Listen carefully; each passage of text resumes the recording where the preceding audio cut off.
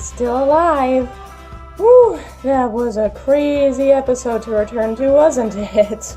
I'm hoping it was what everyone was wishing for and that everyone's pretty happy with it.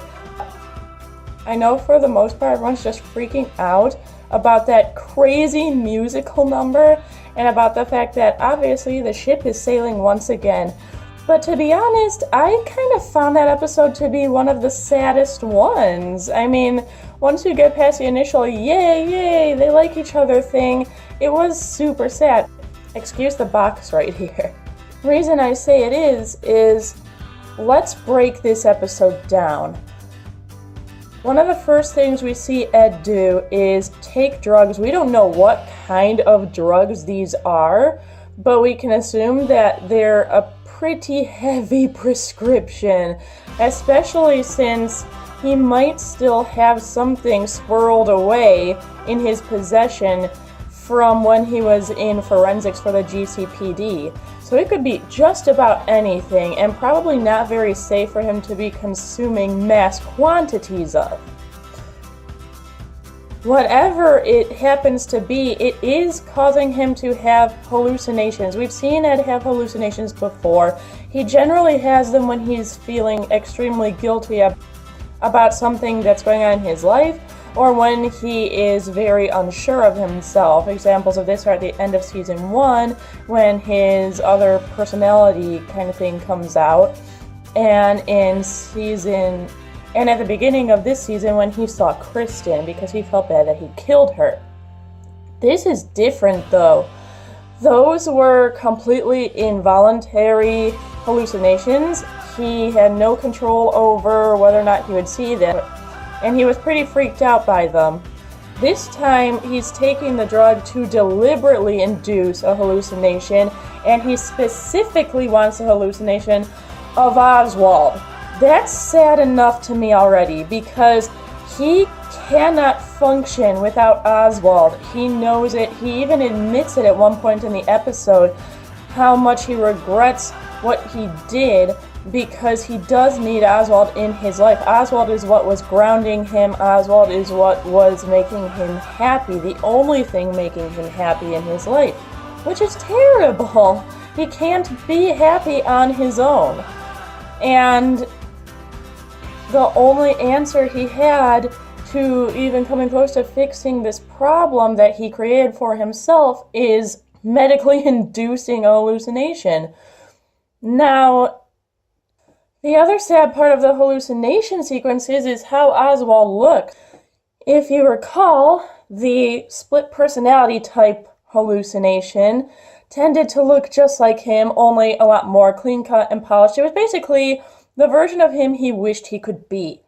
And his hallucination of Kristen looked exactly like she did in life. She looked really nice and neat and put together, and like nothing bad had ever happened to her, because that's how he wanted to remember her. Oswald, however, looks like the stuff of nightmares. His hallucination looks like he literally just crawled out of the river. He's always soaking wet. His suit is all torn up. He looks pretty bad. He does look like he was shot and thrown into the river, which is very different.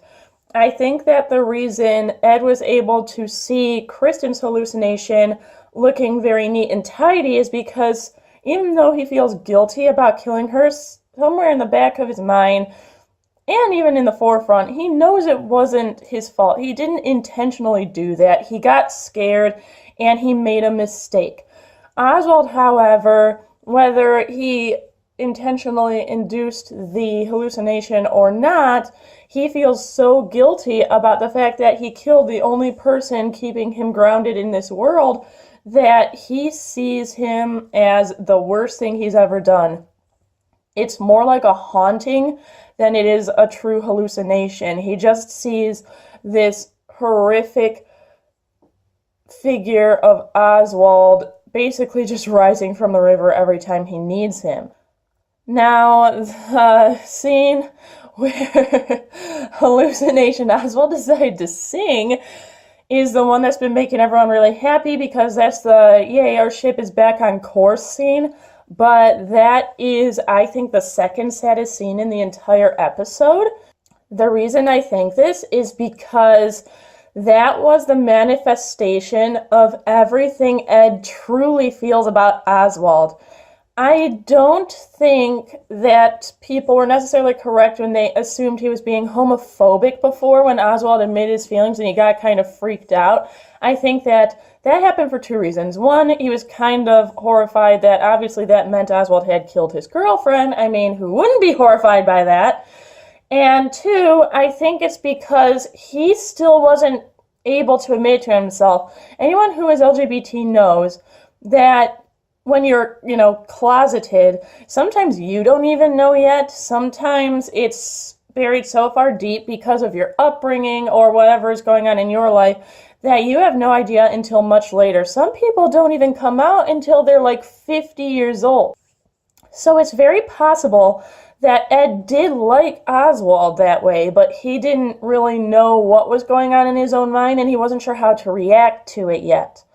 So now he sees the hallucination of his dead best friend doing something kind of sultry, and he freaked out in that scene because he's like, oh no, not only have I killed my best friend and mentor, and the only person making me happy, I have also killed another potential lover. What is wrong with me? I can't like anything without destroying it.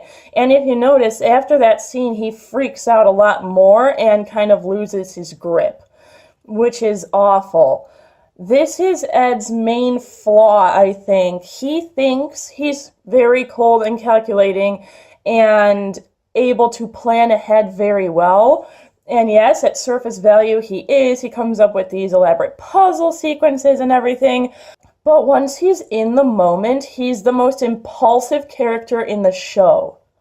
As soon as anything happens to Ed that either upsets him or reminds him of something bad that happened in his past, he just loses it. He can't get back on track. He can't remember what he was doing.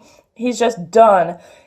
A good example of this is when he had Harvey suspended and Lucius was trying to save his life by answering riddles. As soon as Lucius said a possible answer for one of the riddles as being love, I believe, Ed couldn't handle even hearing that word because he had already had to subconsciously come to grips with the fact that he killed another lover.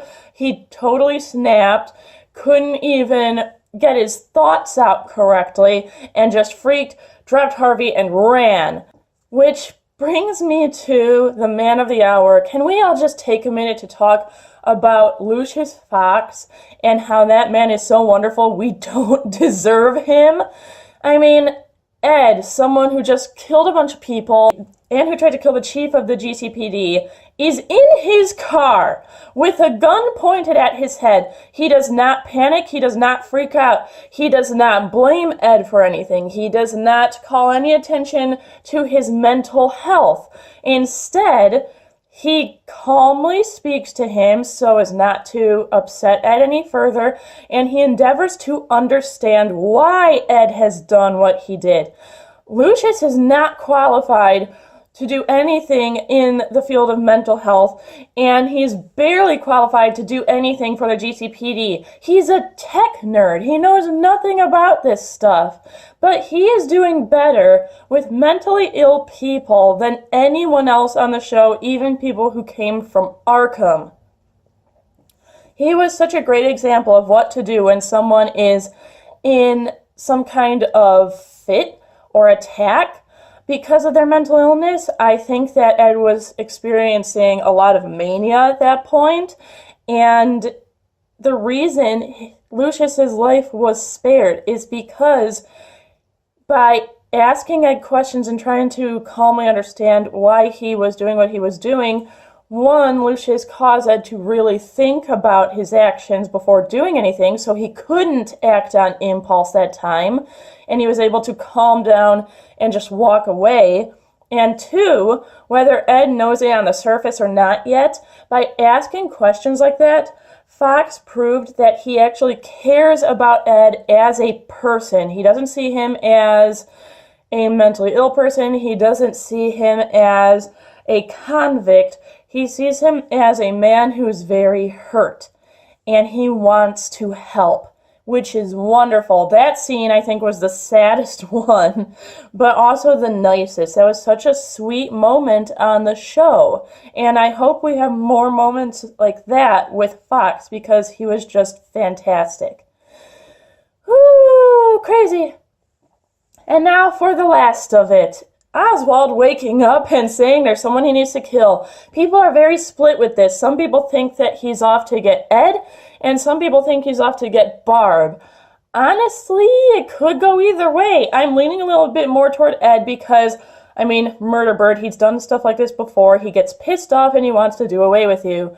I think he's going to have this big plan in his head that he's going to track Ed down and he's going to get his revenge. But the second he's face to face with Ed, it's all just going to fall apart. Both of them are going to see the man that they loved and hurt terribly, and it's just going to be a sad breakdown period. I think they'll just drop their knives or guns and walk away, and then they'll need some time to think. And after they've thought about things, they'll finally be able to face each other and talk to each other properly again. That's what I hope anyway. Let me know what you're hoping from the show and how much you loved this episode in the comments. Like and subscribe. And I hope to see you all on Monday for another freak out on my Tumblr.